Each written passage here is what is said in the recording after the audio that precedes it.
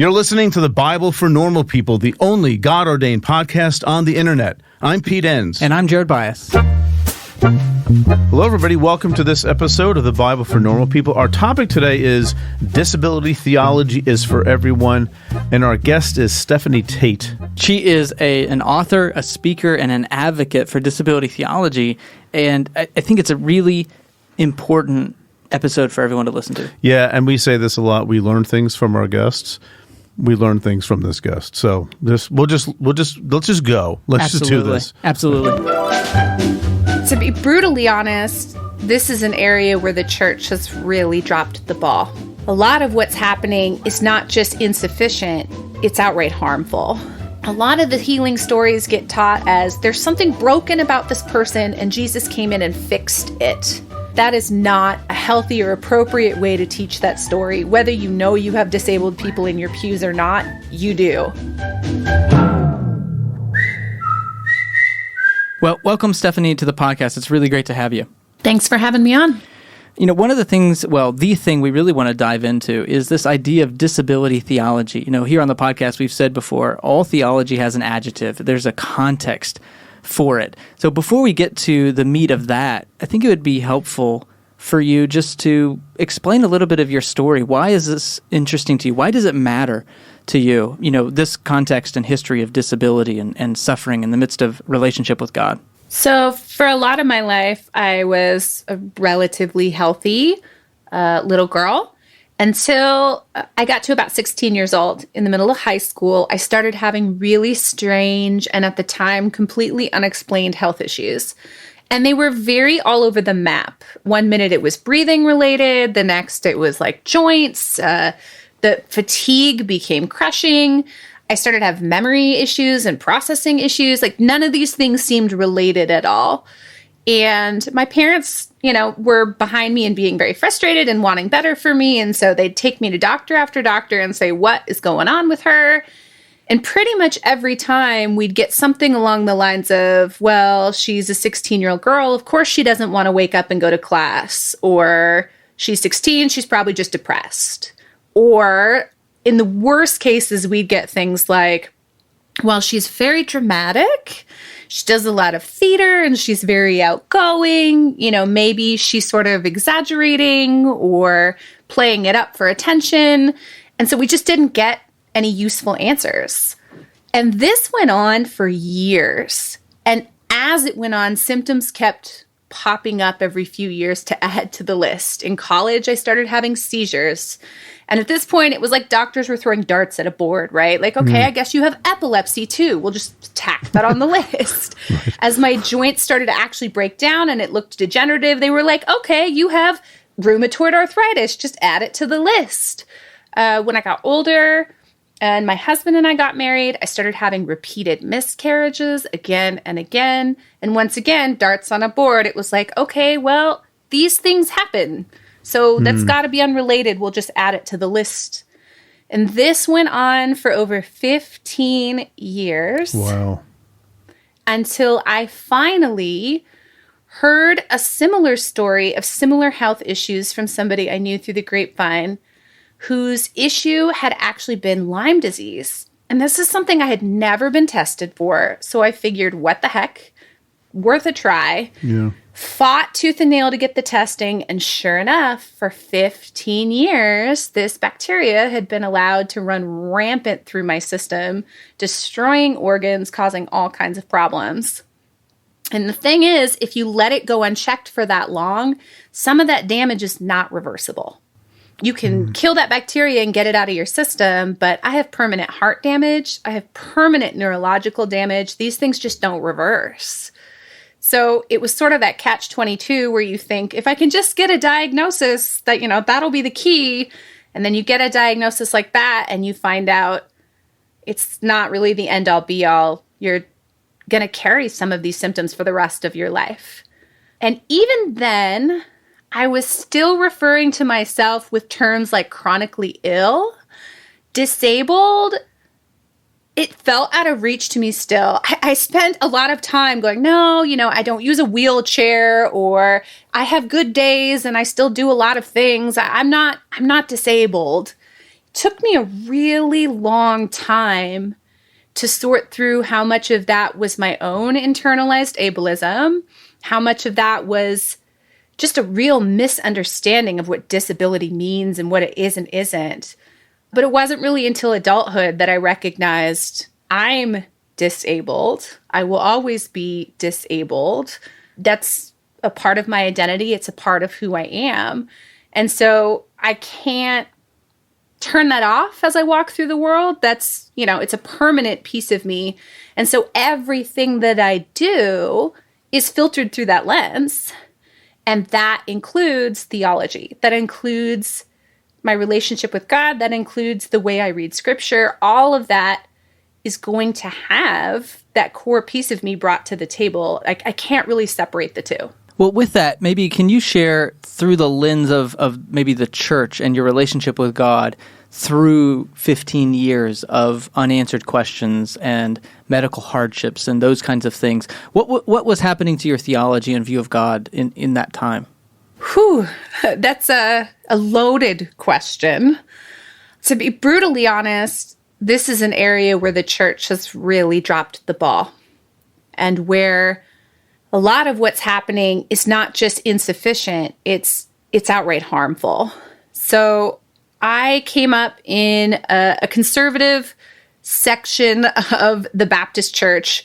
I was from the Conservative Baptist Association. We split off from the SBC because they weren't conservative enough for us. Gotcha. I didn't come up in a church that would have ever used the words prosperity gospel. And in fact, I think if somebody had, we would have said, oh, heck no, we don't believe in that nonsense. But if you really look at the core of the theology, it was all over the place. There was definitely this underlying belief that if you do what you're supposed to do, and if you follow God's will, whatever that means, you may not, it's not God's going to make you rich or give you a private plane or something, but there was definitely a baseline minimum, right? You weren't going to be homeless and living under a bridge somewhere. And so initially, I spent a lot of the process sort of swinging between two extremes. Either A, if I just have enough faith, look, God's going to show up and do something amazing. So I just have to be, 24/7 positive, encouraging K-love all the time. Like, just tell everybody, I know he's going to do something amazing. Just watch. And if I could keep that up for long enough, he'd have to deliver. He'd have to come through. And when that didn't work out, I'd often swing to the other extreme, which was, am I doing something wrong? Mm-hmm. Is there some secret sin in my life that I'm being punished for? Is there some lesson he's trying to teach me that if I could just learn it, then this would finally end? We could move on to the next thing. And ultimately, when you swing on that kind of a pendulum for 15 years, neither of those answers was really fulfilling, and neither of those answers really holds out long term. When it keeps going and going and going, when this too does not pass, you're sort of left with your empty hands going, so is all of it crap? Yeah. Or did I misunderstand somewhere? Is there a way to take pieces of this faith and hold on to it still? Or does this mean that all of it is nonsense and I have to go back to the drawing board? Yeah, so was that process, not to overuse the term, but was it spiritually traumatic for 15 years to be sort of on this swings one way or the other, and neither end of the spectrum really worked? And, because people sometimes don't recover from that. That's my experience. When you have such a negative view of God, really, and of yourself, like this transactional thing. Yeah. People walk away from faith pretty quickly after a period like that. But I guess you had your own crisis then. You're not wrong. It felt like I was consistently left with two choices, right? Either God's a real jerk, or I'm just a horrible person to deserve this much extra punishment in my life, right? And neither of those are things that we're psychologically built to carry long term. They're both really unhealthy. And you're right, they're both spiritually traumatizing.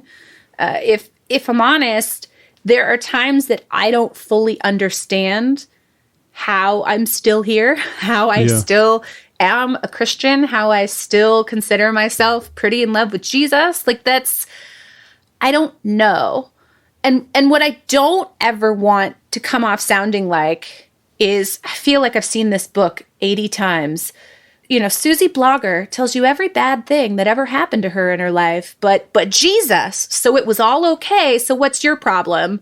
Because her stuff is definitely worse than yours. So buck up. That is not what this was. I definitely had some extremely rocky and extremely raw come to Jesus moments that involved many swear words and lots of things that I was raised to believe you should probably not say to God. Like, this was not a sunshine and just hold on to Jesus and it's all going to be okay process. Yeah. If I'm honest, and this is going to sound a little hokey, I think there were times where I completely let go. And so something else must have been holding on to me. Mm-hmm. Because if it had just been up to me to keep choosing to stay, I would have been out of here a long time ago. Mm-hmm. No, I don't think that's hokey at all. I think that's how it works. So then, connecting these dots, how did that experience shape what you would identify as disability theology? Like, in a lot of ways, it seems like you needed to craft your own understanding of God in a new light, given your new experiences. And so how did your experiences shape what became for you disability theology? So I think you guys come from a similar place of, it sounds like, of believing that we all read our own cultural experiences and biases and experiences into the text when we read it. Like, there's no way around that. If you don't think you're applying a lens, if you think you're the true neutral, you're definitely not. Well, that's your lens. Yeah. Right? So in a way, like, I don't think there was ever a clear moment where I went, I'm going to set out to figure out what disability theology looks like. It was sort of a recognition that I had, for a very long time, been reading the text as a disabled person, whether I knew that yet or not. And the more I came to accept that that's who I was in my identity, the more I was able to articulate more clearly and identify more clearly the ways that I approach certain stories differently, or the ways that certain stories had been taught or applied that were extremely harmful to me. So I don't think there was like a day that I set out that I was like, what does disability theology look like? I think it's been a process of recognition that this is something I was already doing.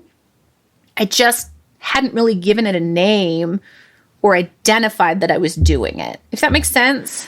Absolutely. And maybe you can share a few of those experiences, as you became aware of how you had been reading the Bible through your experiences, or your theology, your views of God had been filtered through these experiences.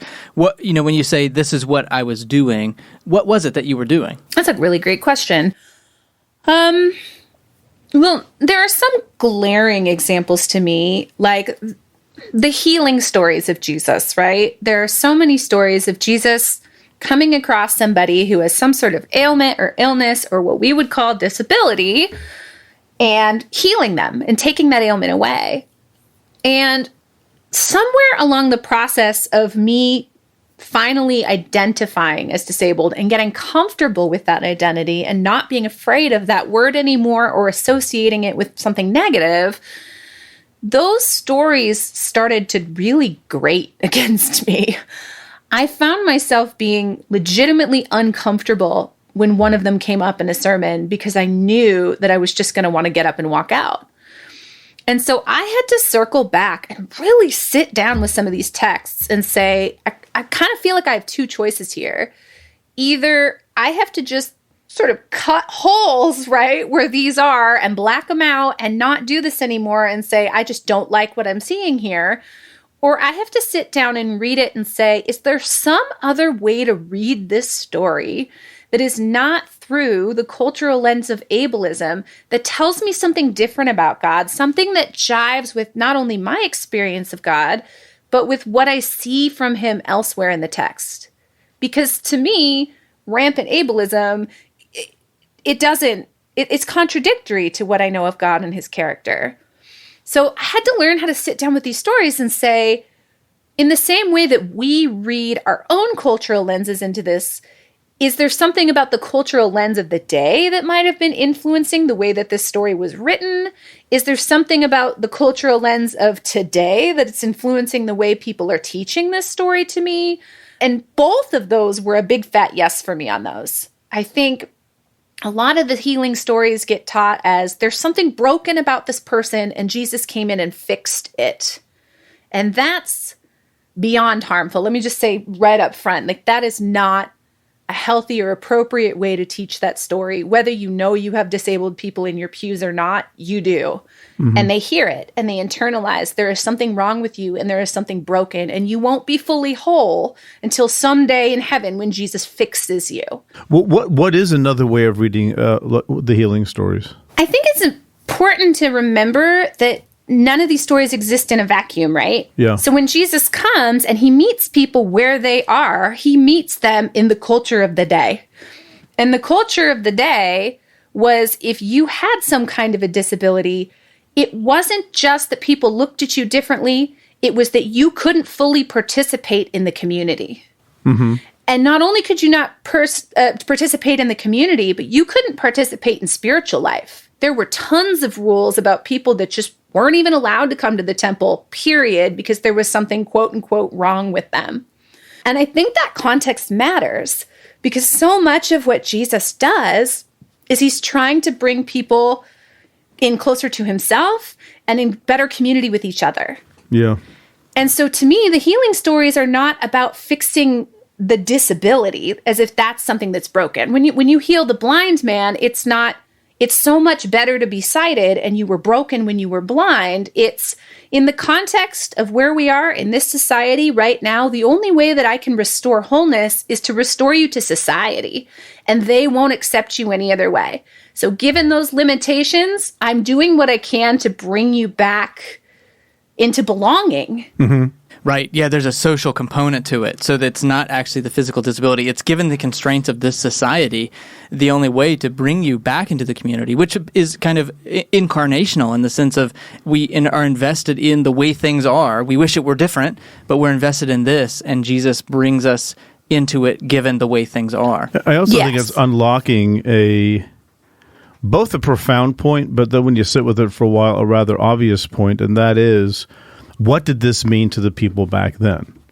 Rather than importing our own experience into it. And that's really the foundation of critical biblical reading and critical scholarship, not criticizing the text, but saying, how would this have been heard? Why say this? Right? And I just think that's such an important point that you're bringing out there, and a great insight. And I wish more people could carry that for a lot of different reasons too, just to, for good or for bad, whichever way Scripture is misunderstood for harm or for just manipulating it for our own well-being, to pay attention to what are those words doing back then as best as we can tell, and that's about uncovering a little bit of history and a little bit of context, and that sometimes can correct a lot of ills. I mean, I have so many students, Jared, that they feel liberated when they finally understand something about the historical context of any one of a number of stories, and realizing that it doesn't have the negative effect that it had for them when they were younger. Well, and if I can, before we go forward, because I think one of the filters we bring to it that the ancient world maybe didn't, you keep using this word ableism. Can you define what that means and maybe as a construct or as a filter that we use? Yeah, so I think the biggest thing to understand about ableism is that it's easy for people to hear that word and think we're talking about openly hating disabled people for being disabled, right? Like, I don't like people in wheelchairs, or making fun of them for their disability. And while those are very obvious sort of forms of ableism, that's not really all that ableism is. Ableism is structural, and that's really important to kind of take a step back and understand, in that the world that we live in is built to serve certain kinds of bodies and certain kinds of people. And if you're not one of those certain kinds of bodies or people, it's more difficult for you to move through the world. And much like we talked about in those healing stories, it's difficult for you to have a full sense of belonging in the community. Right. Yeah. And so those barriers to full belonging and inclusion for disabled people, all of those represent ableism. When we put barriers on access, whether intentionally or unintentionally, that's ableism. When we assume that the experience of disability is somehow less than, and people would obviously prefer to not be disabled anymore, that's a form of ableism. So it's difficult sometimes for me to put it into words in a way that is clear and concise, but I think it's just really important to understand that it's not just an intentional I hate disabled people thing. Right. It's understanding that anything that puts up barriers to our full inclusion and belonging in the It's community. almost like systemic racism in a sense, right? In a way. It's not the same thing, but it's so deeply part of the structure that it doesn't have to be overt to still be harmful to people. Well, and the other similarity that kind of resonates with me is that just because I am disabled doesn't mean I'm free from ableism, right? There's a lot of internalized ableism that we as disabled people still have to work through because it's just in the air we breathe. It's all around us in society. We're raised in it. You don't just magically flip a switch and turn that off when you decide you're disabled. Right. That's not how that works. You talk about this inadvertent ableism, and I think as churches, within accessibility and how we maybe are unaware of how ableism is expressed in churches. And I'm thinking of churches being exempt from the ADA and some of the things you've written about that. Can you maybe just speak to that a little bit? Because I found that really enlightening for myself. So a lot of people don't even know that churches are exempt from the ADA.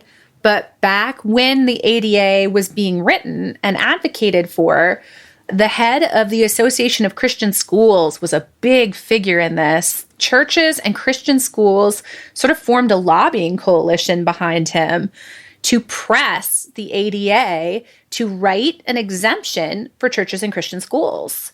And so it's interesting how much this mirrors some of the debates that we've seen around issues around gay marriage and healthcare contraception today. Essentially, they kept putting up this argument that tried to frame it like the rights of disabled people were in direct contradiction to the freedom of religion. It's eerie how much it mirrors the same arguments. And so they were successful, and they got an entire exemption carved out for them that says that they are not forced to comply. And again, it's not just churches. It's parachurch organizations, any extension of that church. So if that church runs a daycare on its campus, it's exempt. If that church runs a Christian school, it's exempt. What drove that? Well, a lot of it was the idea that it would be expensive to overhaul things to make them accessible. Don't let our need to love people well get in the way of protecting our finances. But even grosser, there were some that had this idea that think of like cathedrals and traditional architecture and blah, blah. Like if you had to rip that out and put in ramps and space apart your pews, and like it would destroy this heritage. But what's even grosser is if you look at the kind of arguments that this head of Association of Christian Schools made, it was pretty ugly. They were saying things like, if the ADA applies to us in areas of like hiring, what if people say that, being a drug addict is them having a disability and we're forced to hire them? What if we're forced to hire people with AIDS and we're not allowed to fire them for their gay lifestyle choices? Like, it was ugly. It was really ugly.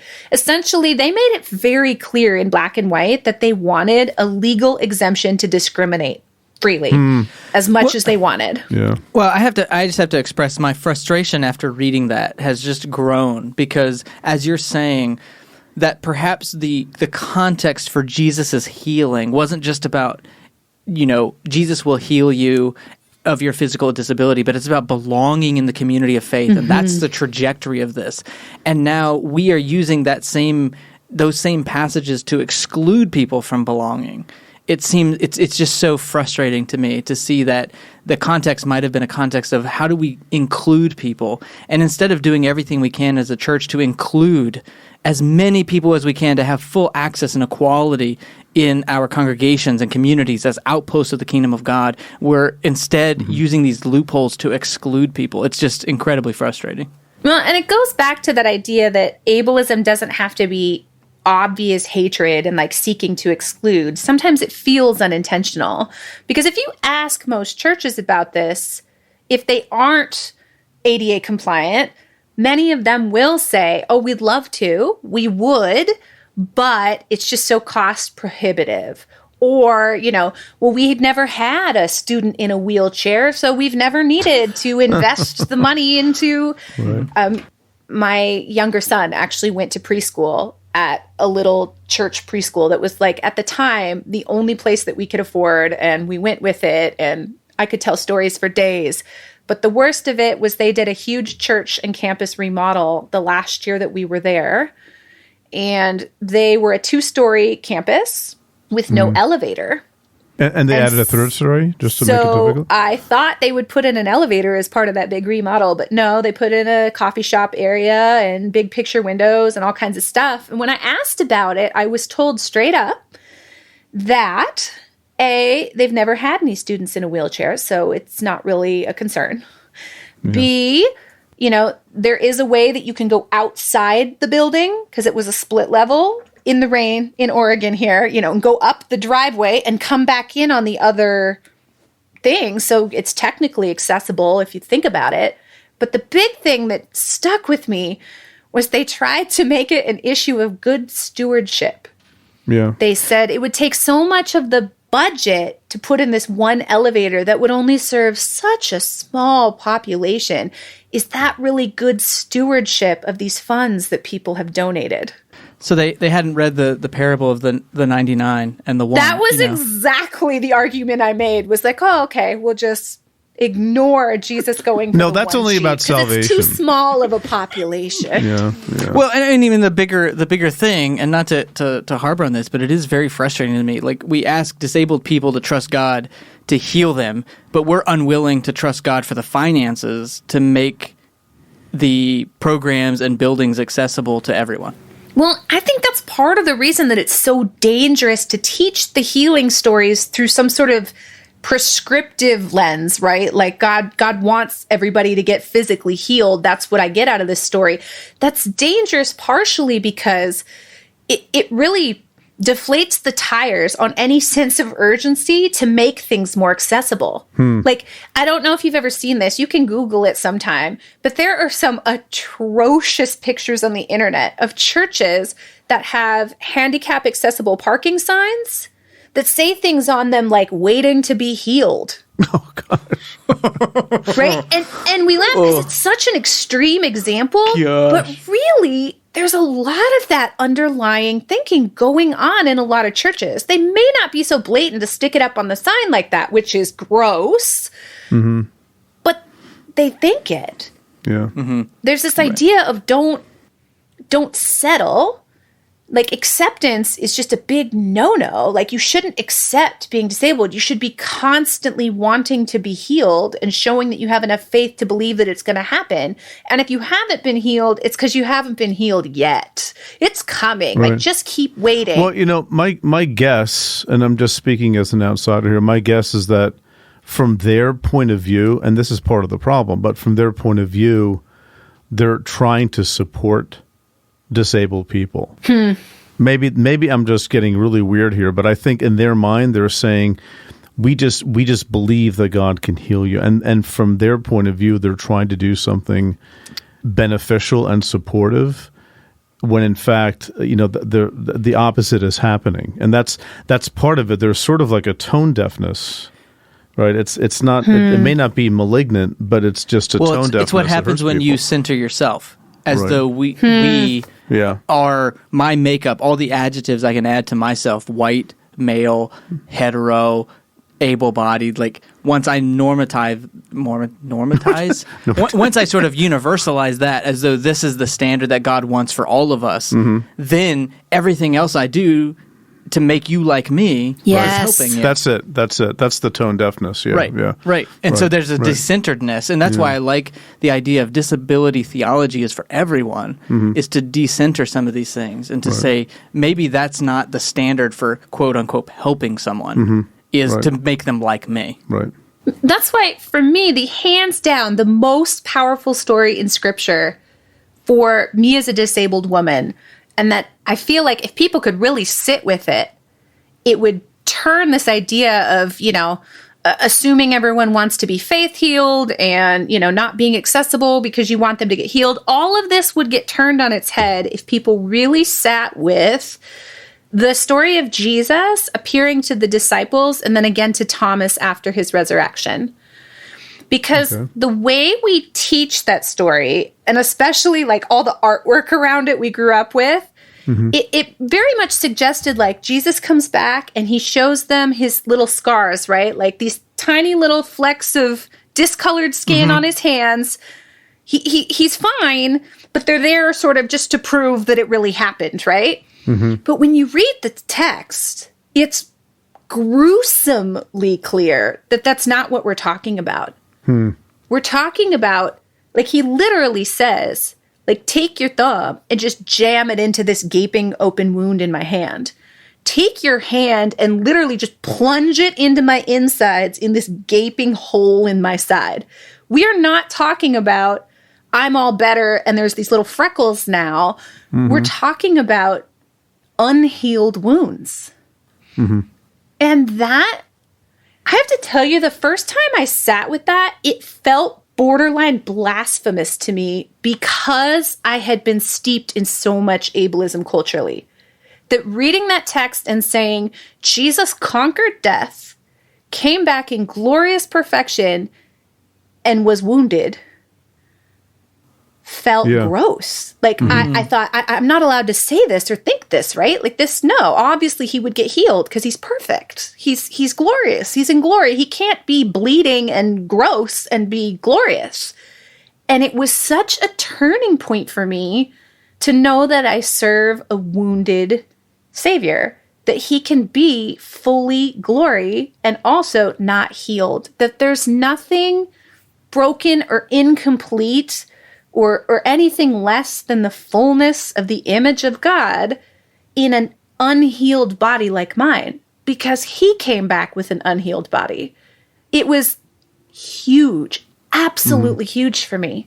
Well, and that's why disability theology is for everyone, because even you saying that, my mind's kind of blown of how many times have I read that and not given any gravitas or any weight to what you just pointed out.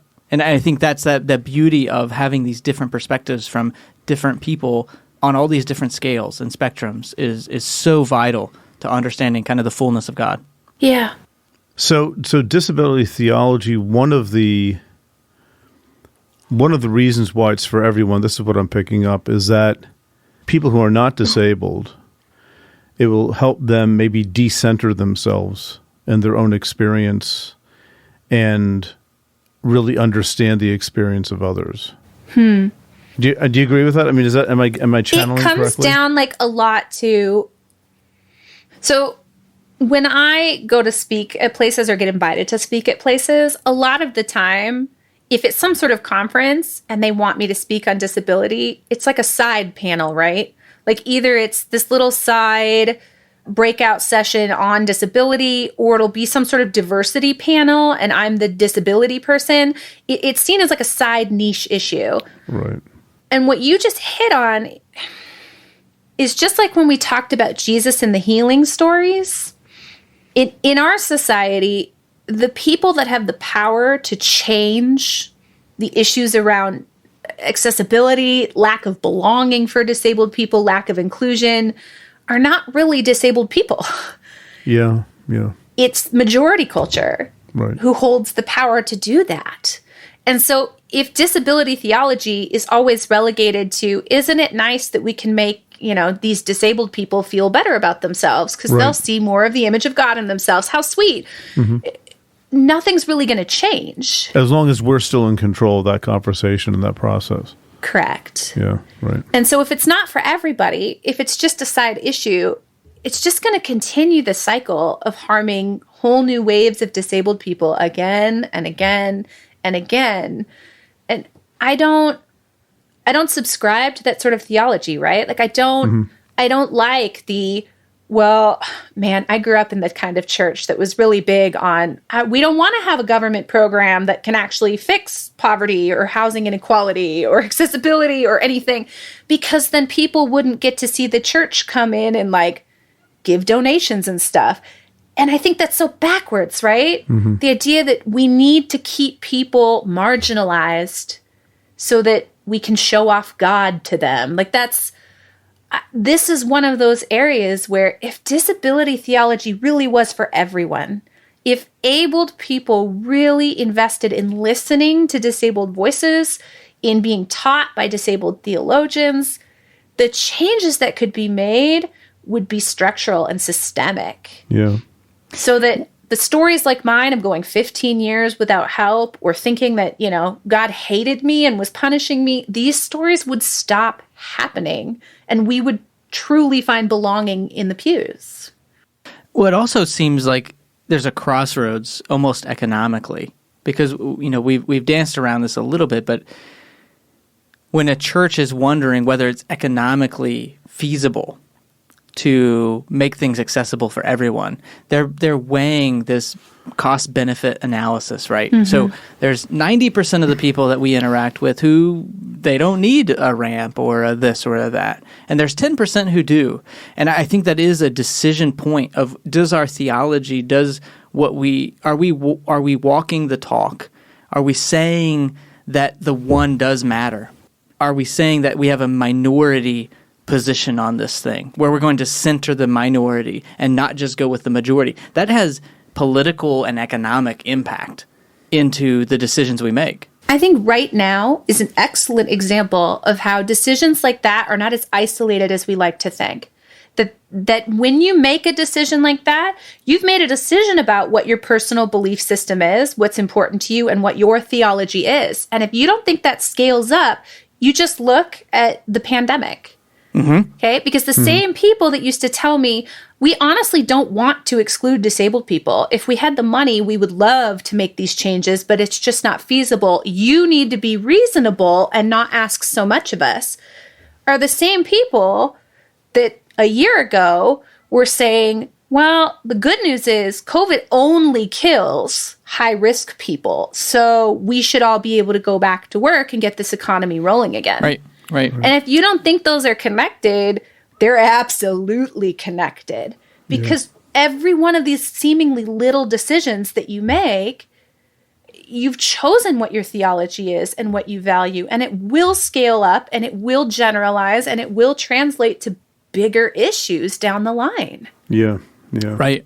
That's even in our conversation, that's becoming clearer and clearer. These connections, economically, politically, around some of these challenges. Yeah, and I think what I'm the way I'm putting some pieces together here is, disability theology is theology, right? And all theology has an adjective, that we say around here. All those theologies are doing theology, and when we decenter disability theology, right? If we keep that on the margins and side talks at conferences and we'll give you a voice but no decision power and things like that. That's something other than doing theology. That's more control and manipulation and because there is no theology. It doesn't have an adjective. Just the quote normal white people theology. That the people like me, right, and like Jared. That's not the case. And it's really powerful to be reminded of how everybody has a voice in the theological process and the theological discussion. Everyone does equally. Can I maybe, just as we're wrapping up our conversation here, I think there's a lot of people who maybe sympathize, empathize with the conversation we're having, what are some practical steps for someone maybe who's able-bodied, who is maybe guilty of ableism on a subconscious level? What steps can they take so that it's not just this feeling of guilt, but there's some practical things for being able to make a difference in their communities, in their congregations, in their life? You know, what are some ways that people can make steps? So the first thing is learning how to practice true solidarity, right? And so that means I, as a disabled person, should not be solely responsible for having to call around to churches or conferences or events and say, hey, what's the accessibility situation here? There's no reason why able-bodied allies are not capable of asking those same questions. So that means like somebody like Pete, if you get hired to speak at an event, it takes, one extra line in your writer or one extra sentence in the phone call to arrange that to say, hey, is this event accessible and how? Yeah. To make sure that they know that that's important to you and not just to people like me. Another thing that's really simple and that anybody can do is simply diversifying the voices that you're listening to and taking in. There are some really amazing disabled advocates who are giving this information away for free on places like Twitter, on places like Facebook, on places like TikTok, which I know nothing about and I'm not on because I'm not hip enough for that. But so I've been told that they're on there making videos or whatever they're called. They're called there TikToks. Are books that you can buy that are written by disabled theologians. There are conference talks that you can Google and download, and TED Talks, and there are ways to diversify the voices that you're listening to. And whether or not they're specifically talking about theology, they're still bringing a lived experience to the table that is different from yours. And so it's really worth trying to diversify that stuff. Right. Well, I just would kind of offer a challenge, and I saw Pete writing this down, so I think I can speak for him. But, making this commitment where for us who are able-bodied, where it might cost us something, like it just connects with the church's conversation we were having earlier of like, well, we can't do that because that would cost us too much. Well, maybe we put kind of our money where our mouth is and say, yeah, we need to, as the Bible for Normal People, put accessibility in our speaking writers.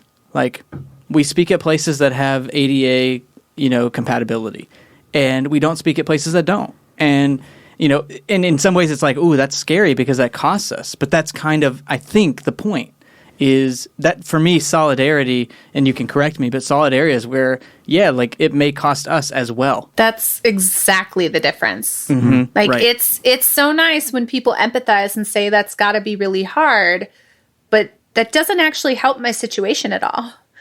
Because, it's a choice for you guys whether or not to do those things. But the reality is I'm in the body that I'm in, so it's not a choice for me. Right. If an event doesn't care about its accessibility, I just can't go. That's it. It's just the end for me. Right. So I can't take speaking gigs at places that are wholly inaccessible because I physically can't do it. That's it. The decision's made for me. And so you're right. Solidarity is saying, okay, it's not enough to just say, oh, conferences should diversify more and look for disabled speakers. And okay, but if you're not willing to back that up and be fully accessible, it's not really a surprise that you can't find any disabled speakers. It's like a self-fulfilling prophecy. Yeah. The other thing is that you can actually, if you're a church or a conference or a place like that, you can hire people. I actually offer this service regularly, what's called a disability consultant. And that's a person who can actually walk you through sort of a list of recommendations and offer feedback on areas that you just may not know you're not accessible and might have blind spots. Right. Churches especially, it's interesting to see how many churches are like, we did it. We have, sensory needs met, and we have large print bulletins, and we have ramps, and we're so proud. And it's not until somebody like me comes in that they've ever registered that the church itself is accessible, but the platform or the pulpit is not. Yeah. Right? What does that say to somebody like me? I can tell you that I absolutely notice it in every single church or conference that I'm in. If you made the building accessible, but not the stage, you've communicated something very clearly to me. That you think I am only capable of receiving and definitely not of leading or teaching you anything. Because it never even dawned on you that I might need to get up there. Right. Well, so good. I mean, Stephanie, thank you so much for taking some time and I mean, honestly, just educating me. I'll just speak for myself on a lot of things about disability theology. And I absolutely endorse this idea that it's for everyone. I think it's something that we need to take to heart and think about, because it's not, like you said, it has these repercussions. It has a ripple effect on our theology and what we think about God and Jesus and these stories that we hear about. And are we going to take them seriously? So I appreciate you you bringing that to us. Yeah, I think it was sort of like a prophetic word to make people think. Yeah, appreciate you making space and doing exactly what you're preaching, right? Decentering yourselves and saying, how can we learn from a perspective that's different than ours? We don't get that a lot, so I'm always appreciative when we do. Yes. Absolutely. Well, thank you. Thank you again, thank you so Stephanie, much. for being with us this past hour. All right, everyone, that's it for this episode. Thank you so much for listening and supporting our show. A big shout out to our producers group who support us over on Patreon. They are the reason we are able to keep bringing podcasts and other content to you. So big thanks to Aaron Brown, Brian Watson, Darlene Sinclair, Gabrielle Dion Kindem, Jeremy Jones, Kenny Nolan, Marlon Wall, Josh Andrews, Ryan Bond, and Terrence Speak. If you would like to help support the podcast, head over to patreon.com/thebible4normalpeople, where for as little as $3 a month, you can receive bonus material, be part of an online community, get course discounts, and much more. We couldn't do what we do without your support. Thanks as always to our team. Executive producer Megan Kamick, audio engineer Dave Gerhardt, creative director Tessa Stoltz, marketing wizard Reed Lively, transcriber and community champion Stephanie Tait, and web developer Nick Striegel. For Pete, Jared, and the entire Bible for Normal People team, thanks for listening.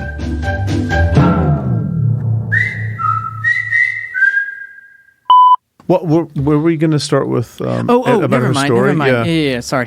We You're thought right. I have a better idea, Stephanie. Here, how about this? He just threw you right under the bus. I love You know it. what? This is how we roll. We just do this, and the other half the time it's going the other way. Okay, yeah, that's Before fine. we get there. Fine, Jared. Fine. If that's how you You want it. guys could just keep kneecapping each other so you sound like crap and I sound amazing and I just win by default. That would be great. Thank you. This isn't a competition now.